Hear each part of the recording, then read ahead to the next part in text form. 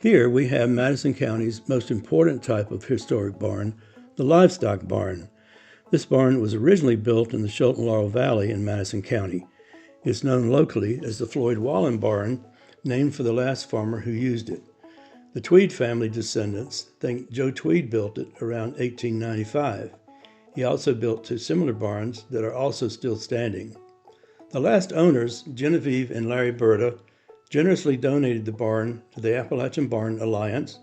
It was then deconstructed and moved here by volunteers to the Smith Farm Heritage Farmstead as a classic example of the livestock barn of the late 19th century.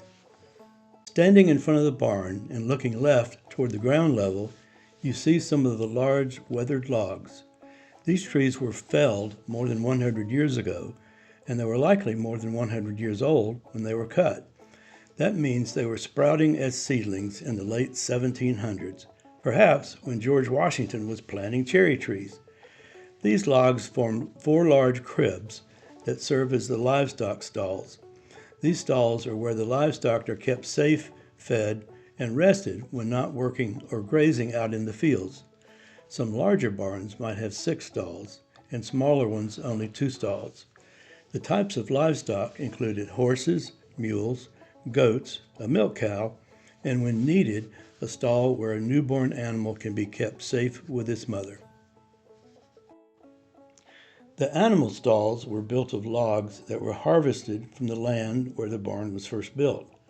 The logs are hewn, that's spelled H-E-W-N, or shaved flat on the sides with special axes called broad axes or maybe foot adzes. This allows the finished wall to be thinner with flat surfaces but strong enough to last for decades and resist the wear and tear that livestock can exert on the inside of the walls. Hewing also removes the softer sapwood from the outside of the round logs, which is more prone to rot and insect damage. Now, look to your left at the corner of the first stall and notice how the ends of the logs are connected or notched at the corners. This notching keeps them in place. Like most livestock barns, this one has the sturdier half dovetail notch that locks the log ends together. This creates a fan-shaped, dovetail-like shape on the end that locks the ends in place. This sloped notch cut also sheds rainwater. Looking above the log cribs, you see the second floor hayloft level.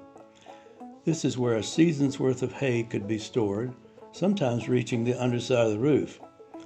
This barn loft also shows a few long poles mounted horizontally across the inside of the loft. Later in the barn's life, these were used to hang and air dry a later type of tobacco called burley tobacco.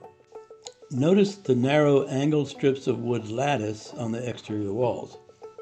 This type of exterior wall is important to allow plenty of air circulation in and through the hayloft.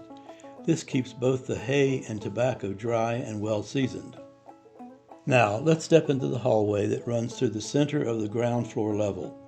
This open space provides access to the stall doors, an additional covered workspace for jobs like milking, grooming, or putting new shoes on horses and mules, and storing large equipment. Wagons or ground sleds stacked with fresh hay could be driven through the hallway, and the hay is thrown or pitched up into the hayloft. This hallway also provides shade and welcome breezes during the hot months. On one log wall inside the stalls are typically cage-like hay mangers made of small angled parallel spaced sticks for cradling hay. Some mangers might stand alone on the floor. Think of baby Jesus lying in a manger. There also may be feed boxes for grain. The floor of the stall is covered in clean hay so that the animals can lie down. This also allows manure to be cleaned out more easily. From the hallway, look at the different types of door latches on the 4 stall doors. The simplest latch swings over to fit into a wooden or iron keeper. The more elaborate slide latch is what some folks call a mule-proof latch. Mules and goats are smart and will learn how to open the simpler latch with their nose or tongue. This gravity-fed sliding board latch automatically falls into the keeper below. It will hopefully outsmart a mule or goat wanting to escape. Now, look up into the large second floor hayloft area. The second floor structure of this barn is known as a timber frame type construction using mortise and tenon joinery. This means that it is constructed of large horizontal and vertical timbers that have special notched ends that lock into place. Look up to the left on the top of a log stall and find where a vertical post comes down to meet a horizontal beam. You can see that the end of one is cut so that the center extends beyond the end. This is called a tenon, which fits tightly into a rectangular opening called a mortise. This type of construction is called mortise and tenon joinery. Next, you can see the end of a round peg that fits through a hole where the mortise and tenon slip together. This peg locks both timbers in place. This type of construction allows the loft to be open for large piles of hay that can sometimes reach the roof. It is also sturdy enough to support whatever else is stored up in the hayloft floor. This barn has been performing this way for about 140 years. Next, notice the steps going up between the two stalls on the right side of the hallway. These steps also have a trapdoor at the top to make sure no animals or kids go into the hayloft where they might be injured or damaged. Opposite these steps is a narrow hall between two stalls where tools and gears are hung to stay dry and clean.